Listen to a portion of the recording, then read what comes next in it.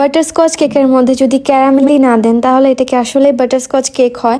তো অনেকে নাকি বাটারস্কচের যে কেকের যে ক্যারামেলটা এটা নাকি তিতা লাগে, বাট আমি জানি না যে তিতা কেন লাগবে। এটা তো তিতা লাগার কথা না, এটা হাইয়েস্ট একটু নুনতা লাগতে পারে, কারণ হয়তো আপনারা প্রপার রেসিপিটা বা পুড়ে ফেলছেন, বেশি চিনিটা পুড়ে ফেললে এরকম হইতে পারে। বাট বাটারস্কচ কেকের মধ্যে যদি ক্যারামেল সসই না দেন তাহলে এটার টেস্ট কোথায় পেলেন?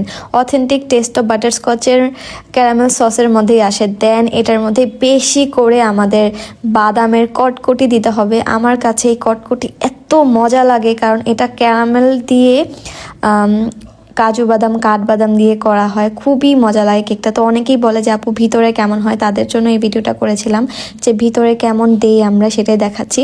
তো আমার কাছে যতটুকু কটকটি ছিল আমি সব এই কেকের মধ্যে দিয়ে দিয়েছি। আমাদের বাটারস্কচ কেকে অনেক পরিমাণে বাদাম কটকটি এগুলো দেওয়া হয় যাতে অনেক মজা লাগে, আর বাইটে বাইটে এগুলোর কামড় পড়ে।